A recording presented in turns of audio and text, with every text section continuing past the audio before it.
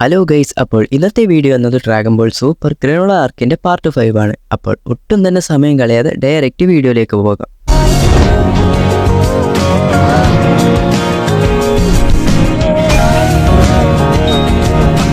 First തന്നെ Goku വിസ്സും രണ്ടുപേരെയാണ് കാണിക്കുന്നത്. വിസ് ചോദിക്കും, നിനക്കും ഏഞ്ചൽസും തമ്മിലുള്ള വ്യത്യാസം എന്താണെന്ന് അറിയാമോ? ഗോക്കു, എനിക്കും ഏഞ്ചൽസിനോ? അതിപ്പോൾ ഏഞ്ചൽസിന് തലയിൽ വളയങ്ങളൊക്കെ ഉണ്ടാകും. അപ്പോൾ തന്നെ വിസിന്റെ ആ സ്റ്റിക്ക് വന്ന് കറങ്ങി ഗോകുവിന്റെ തലയിൽ അടിക്കുന്നു. ഞാൻ ആൻസർ അല്ലേ പറഞ്ഞത്, പിന്നെ എന്തിനാണ് എന്നെ അടിച്ചതെന്ന് ഗോകു ചോദിക്കും. വിസ് പറയും, അതല്ല ആൻസർ. എന്നെ പോലെ ഉള്ളവർ എപ്പോഴും അൾട്രാ ഇൻസ്റ്റിക്റ്റിലാണ് ഉണ്ടാകുന്നത്. അൾട്രാ ഇൻസ്റ്റിക്റ്റ് എന്നത് ഒരു ട്രാൻസ്ഫോർമേഷൻ അല്ല, അതൊരു ട്രാൻസ്ഫോർമേഷന് മുകളിൽ നിൽക്കുന്ന ഒന്നാണ്. നിന്റെ മൈൻഡും ഹാർട്ടും ഒക്കെ സമാധാനമായി വെച്ചാൽ എന്ത് പ്രശ്നം നടക്കുമ്പോഴും നിന്റെ ബോഡി അത് ഓട്ടോമാറ്റിക്കായി മൂവ് ആവും. ആ ഒരു സ്റ്റിക്ക് എടുത്ത് നമ്മുടെ വിസ് ഒരുപാട് കാര്യങ്ങളൊക്കെ കാണിച്ചു കൊടുക്കുന്നു. അത് ചെയ്യുമ്പോൾ തന്നെ വിസിന്റെ മുഖത്ത് ഒരു എഫേർട്ട് പോലും എടുക്കുന്നതിന്റെ ഒരു ഭാവവും കാണുന്നില്ല. ഗോകു പറയും, അപ്പോൾ എന്റെ ബേസ് ഫോമിൽ തന്നെ അൾട്രാ ഇൻസ്റ്റിക്റ്റ് യൂസ് ചെയ്യണം എന്നാണോ പറഞ്ഞു വരുന്നത്? വിസ് പറയും, അതെ, അതായത് നീ ഒരു ട്രാൻസ്ഫോർമേഷൻ ഇല്ലാതെ അൾട്രാ ഇൻസ്റ്റിക്റ്റ് യൂസ് ചെയ്യുമ്പോൾ മാത്രമേ സ്റ്റാമിന ഡ്രെയിൻ ആകാതെ അതെനിക്കൊരു ടൈം ലിമിറ്റ് ഇല്ലാതെ യൂസ് ചെയ്യാൻ സാധിക്കുകയുള്ളൂ. ഗോകു പറയും, ഈ ജന്മത്തിലൊന്നും ഞാൻ ഈ അൾട്രാ ഇൻസ്റ്റിക്റ്റ് പെർഫെക്റ്റ് ചെയ്യാൻ പോകുന്നില്ല, എന്നാലും ട്രൈ ചെയ്ത് നോക്കാമെന്ന് പറഞ്ഞ് തന്റെ മെന്റൽ സ്റ്റേജ് കാമാക്കി നോക്കാൻ ശ്രമിക്കുന്നു. അങ്ങനെ തൊട്ടടുത്തുള്ള വെജിറ്റയും വിളിച്ചിരുത്തി വിസ് പല കാര്യങ്ങളൊക്കെ പറഞ്ഞു കൊടുത്ത്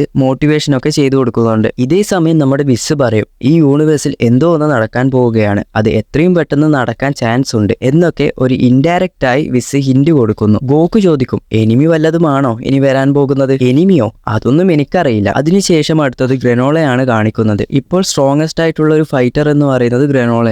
ഈ സമയം ഓട്ട്മീൽ ചോദിക്കും, നീ ആ നാമക്കിനെ കാണാനാണോ പോകുന്നത്? അല്ല, ഫസ്റ്റ് ഫ്രീസയെ എങ്ങനെയെങ്കിലും കൊല്ലണം, അതിനുശേഷം ബാക്കിയെല്ലാം. എലക്കിന്റെ അടുത്തു നിന്നും എനിക്ക് മെസ്സേജ് വരണം, എന്നാൽ മാത്രമേ എല്ലാം ചെയ്യാൻ കഴിയുകയുള്ളൂ എന്നും ഗ്രനോള പറയുന്നു. അടുത്തത് എലക്കിന്റെ ടീമിനെയാണ് കാണിക്കുന്നത്. എലക്കിന്റെ ടീമിലെ ആ 2 ആൾക്കാർ ഒരു എയർഷിപ്പിൽ കയറി സുനോയുടെ അടുത്തേക്ക് പോകുന്നു. ഗോകു വെജിറ്റയുടെ കാര്യങ്ങൾ മനസ്സിലാക്കാനും അവരുടെ വീക്ക്നെസ് എന്താണെന്ന് മനസ്സിലാക്കാനും ഒക്കെയാണ് അവർ അങ്ങോട്ടേക്ക് പോകുന്നത്. ഈ സമയം ഗ്യാസ് എലക്കിനോട് ചോദിക്കും, എന്തിനാണ് ഇതിനിടയിൽ സയൻസിനെയൊക്കെ കൊണ്ടുവരുന്നത്? എലക്ക് പറയും, അവരെ പോലെയുള്ള ആൾക്കാരെ കൊണ്ടുവരുന്നത് തന്നെ മോശമാണ്, എന്നാലും ഗ്രനോളയുടെ കൂടെ പിടിച്ചു നിൽക്കണമെങ്കിൽ ഇവരെ പോലെയുള്ള ആൾക്കാർ തന്നെ വേണം. അടുത്തത് സുനോയുടെ പ്ലാനറ്റ് ആണ് കാണിക്കുന്നത്. അങ്ങനെ ഹീറ്റേഴ്സ് അവിടെ എത്തുകയും സുനോയെ കാണുകയും ചെയ്യുന്നു. സുനോ പറയും, നീ എന്നെ കിസ് ചെയ്താൽ മാത്രമേ ഞാൻ മറ്റുള്ള കാര്യങ്ങളൊക്കെ പറഞ്ഞു തരികയുള്ളൂ. ഞാൻ എന്തിനാണ് ഇതൊക്കെ ചെയ്യുന്നതെന്ന് പറഞ്ഞ് അവസാനം എലക്കിന് വേണ്ടി കിസ് ചെയ്ത് എല്ലാ കാര്യങ്ങളും ഇവർ മനസ്സിലാക്കിയെടുക്കുന്നു. ഇതേ സമയം ഗോകു വിസിന്റെ കൂടെ ട്രെയിനിങ് ചെയ്യുന്നു. അങ്ങനെ ഒരുവിധം ഗോകു ബേസ് ഫോമിൽ തന്നെ അൾട്രാ ഇൻസ്റ്റിക്റ്റ് കൺട്രോൾ ചെയ്യുന്നു. ഇതൊക്കെ സീരീസിൽ കാണാൻ കട്ട വെയിറ്റിംഗ് ആയിട്ടാണ് ഉള്ളത്. അങ്ങനെ ഗോകു ഏഞ്ചൽ സ്റ്റിക്കിന്റെ മുകളിൽ കയറി ഒരു തംസപ്പ് ഒക്കെ കൊടുക്കുന്നുണ്ട്.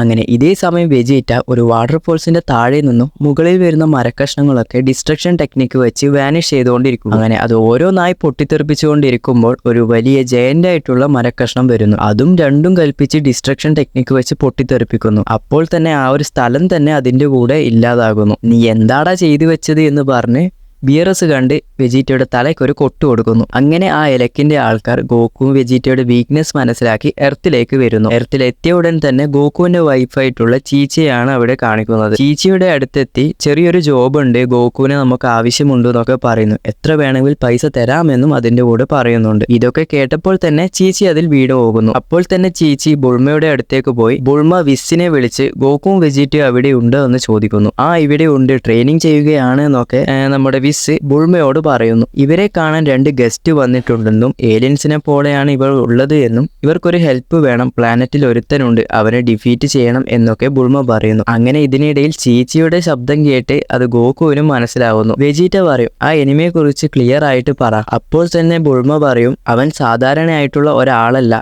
ഈ യൂണിവേഴ്സിലെ സ്ട്രോങ്ങസ്റ്റ് ആയിട്ടുള്ള ഫൈറ്റർ ആണെന്നാണ് ഇവർ പറയുന്നത്. ഇത് കേട്ടയുടൻ തന്നെ ഗോകുവും വെജിറ്റയും ഞെട്ടുന്നു. ഇനി ഓറക്കൽ ഫിഷ് മെൻഷൻ ചെയ്തയാൾ ഇവനായിരിക്കുമോ?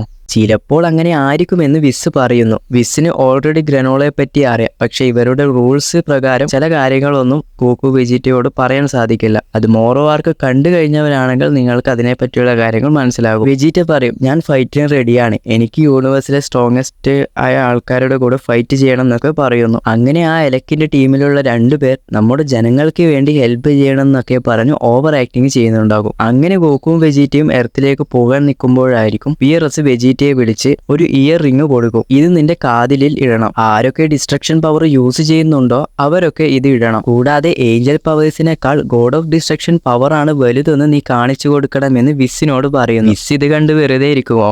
അങ്ങനെയാണെങ്കിൽ എന്റെ ശിഷ്യനും ഞാൻ എന്റെ ഒരു മാർക്ക് കൊടുക്കുമെന്ന് പറഞ്ഞ് ഗോകുവിന്റെ ഡ്രസ്സിൽ ഒരു മാർക്ക് ഇട്ട് കൊടുക്കുന്നു. ഇത് ഓൾറെഡി ഡ്രാഗൺ ബോൾ സൂപ്പറിൽ നമ്മൾ കണ്ടതാണ്. ശരി, എന്നാൽ വേഗം എർത്തിലേക്ക് പോകാമെന്ന് പറഞ്ഞ് ഇവർ 3 പേരും എർത്തിലെത്തുന്നു. അങ്ങനെ എലക്കിന്റെ ടീമും ഗോകുവും വെജിറ്റയെ കാണുന്നു. ഗോകു വെജിറ്റയോട് ആ പെണ്ണ് പറയും അവൻ നമ്മുടെ പ്ലാനറ്റിലാണ് ഉള്ളത് എന്ന് പറഞ്ഞ് അവരുടെ സ്പേസ്ഷിപ്പിൽ കയറി പോകുന്നു. അങ്ങനെ ആ സ്പേസ്ഷിപ്പിന്റെ ഉള്ളിൽ നിന്നും വെജിറ്റ അവരോട് ചോദിക്കും എത്ര ദിവസം എടുക്കും അവിടെ എത്താൻ. അപ്പോൾ 18 ദിവസം എടുക്കുമെന്ന് ആ ഒരു പെണ്ണ് പറയുന്നു. ഫുഡും കാര്യങ്ങളൊക്കെ ഇവിടെ തന്നെ ഉള്ളതുകൊണ്ട് അതൊന്നും പേടിക്കണ്ട എന്നും അവർ പറയുന്നുണ്ട്. അങ്ങനെ അതിനിടയിൽ ഗോകുവും വെജിറ്റയും കാണാതെ ഗ്രനോളയെ ആ ഒരു പെണ്ണ് കോണ്ടാക്ട് ചെയ്യുന്നു. ഗ്രനോള എടുത്ത ഉടൻ തന്നെ ഫ്രീസയെ കണ്ടുപിടിച്ചു എന്ന് ചോദിക്കും. ആ സമയം ആ പെണ്ണ് പറയും നീ ഓൾറെഡി വരുന്ന കാര്യം ഫ്രീസ മനസ്സിലാക്കിയിരുന്നു, അതുകൊണ്ട് തന്നെ നീയുമായിട്ട് ഫൈറ്റ് ചെയ്യാൻ ഫ്രീസയുടെ 2 പേരെ അവർ അയച്ചിരുന്നു. ഓ, അപ്പോൾ ഫ്രീസയുടെ അടിമകളാണല്ലേ വരുന്നത്. ഓക്കെ, കുഴപ്പമില്ലാന്ന് പറയുന്നു.